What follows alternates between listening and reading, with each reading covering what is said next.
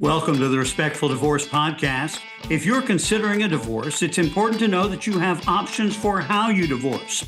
On the Respectful Divorce Podcast, we explore those options and provide advice from divorce professionals.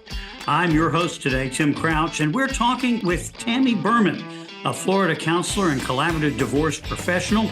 Tammy is also president of the Collaborative Family Law Professionals of South Florida. Tammy, thanks for joining us today on the Respectful Divorce Podcast. Thank you for having me, Tim. Happy to be here. So collaborative divorce. How did you get involved in it? Why? What appeals to you about this particular divorce process? So my story finding out about collaborative divorce was back in 2009. I had a private practice. I still do. But in the beginning of my journey in private practice, every year I would come up with a different marketing strategy. And that particular year, I was like, divorce professionals, like attorneys, who else needs therapy but people going through divorce? So I went and researched all the local family attorneys, and I wrote a personalized letter introducing myself to all the local family attorneys. And probably like 2-3 months later, one attorney reached out to me after getting my letter, just cold called me, and she was like, "Hey, is this Tammy?" And I was like, "Yes." And she was like, "I got your letter. Very nice to meet you. If you have some time, I'd love to talk to you about the collaborative process. Have you ever heard of this process?" And I was like, "No." She spent an hour and a half of her time, which I had too, but for my perception of family law attorneys being busy and with their billable time, I was honestly like amazed and honored that she spent the time with me to talk about the collaborative process. And as a child of a really bad divorce, and as well as a mental health professional, like working with families, working with teenagers, I specialize with kids and families and couples. Everything that I learned from her in that phone call kind of like opened the doors of possibility for me of like a better way to help people through divorce. And I was super excited, super enthusiastic to hear what I was hearing. And she was like, you should talk to another mental health professional that does this work and get their perspective. And so she linked me to another professional. I talked to that person, who then invited me to a collaborative general meeting, like in a local collaborative practice group. And just every step of the way into the collaborative process, I was just more reinforced by how comprehensive, supportive, just a better way to help people go through something that's incredibly difficult. And also, the stereotype perspective that you have of family law attorneys and attorneys in general. These attorneys were a different breed altogether than I'd ever imagined and experienced. So just everything about it, I wanted to become more and more a part of helping people learn about this process, use this process as opposed to other options. So that's how I kind of got started. So what is your role as a mental health professional in the collaborative process? What do you do? Because you're not the lawyer. So No, what do you do? So I am the facilitator of the process. And I can also be what's called the child specialist. And in Texas, actually, where you are, there's a practice group there that uses a child specialist a lot. In South Florida, we're just beginning to slowly introduce this role. So I have never operated as a child specialist yet, but I could be. But what I love to do is act as the facilitator of the process. So it's kind of like the captain of the ship. My job is to make sure that we get to our destination safely and that everybody lands exactly where they need to. So as does that mean you're doing counseling along the way or something else? Not actually, not at all.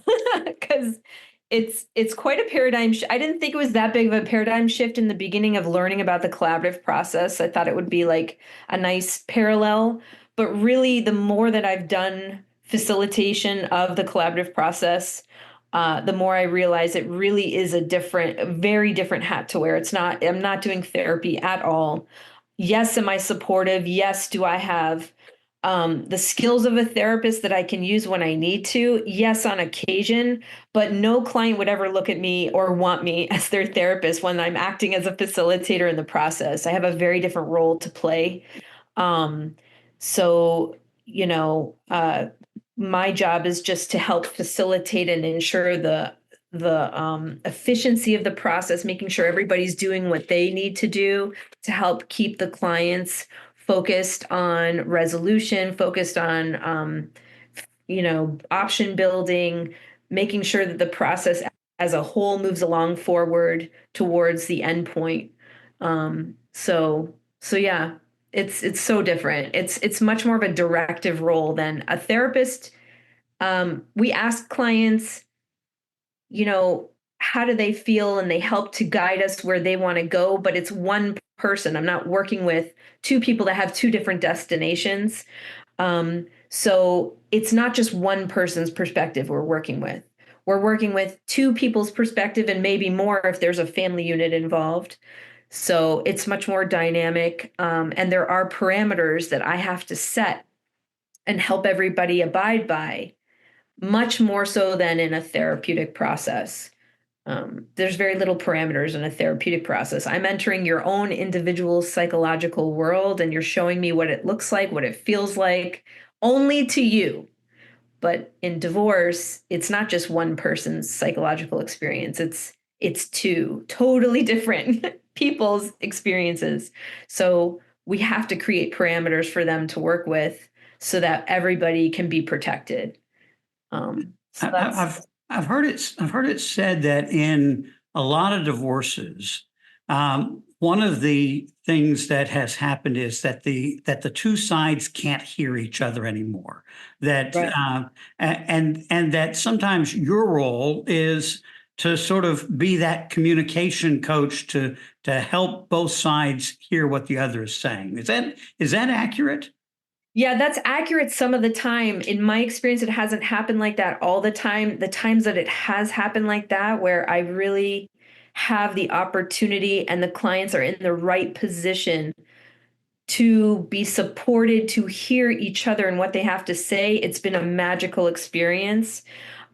More so, my experience is that, yes, that's one of my roles that I can play and that I try to encourage and offer as an option.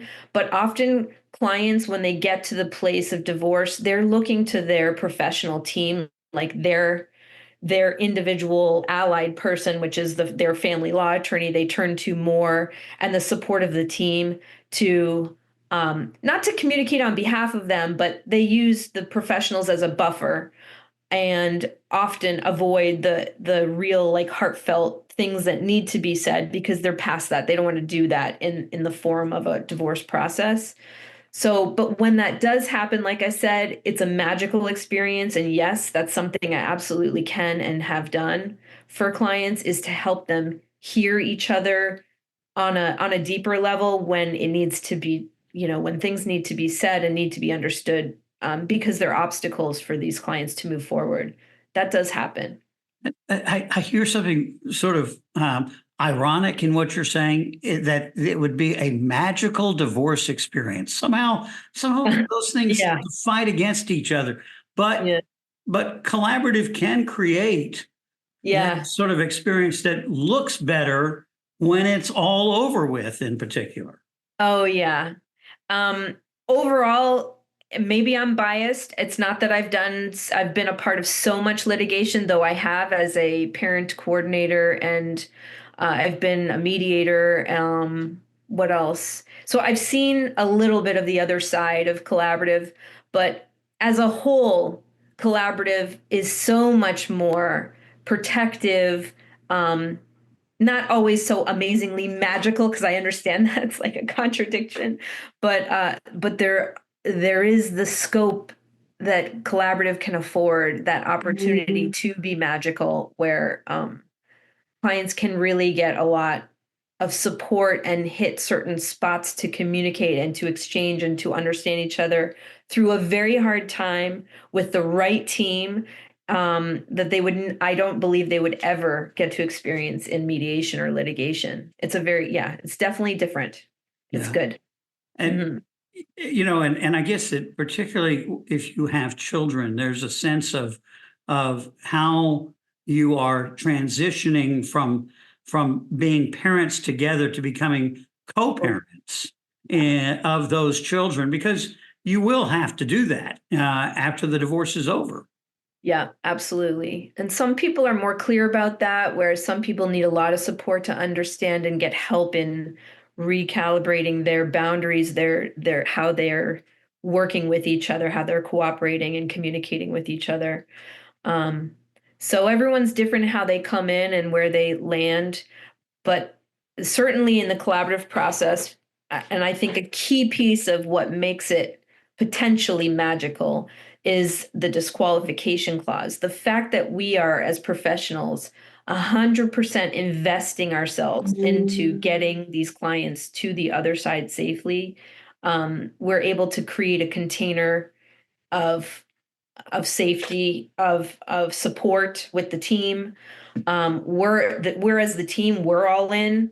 Um, we're not going to walk away unless we absolutely have, unless the process was to dissolve, which has almost never happened in my experience. So it's excellent in protecting parents as much as possible through a very difficult time. And the more that we can protect parents, the more the kids are protected too.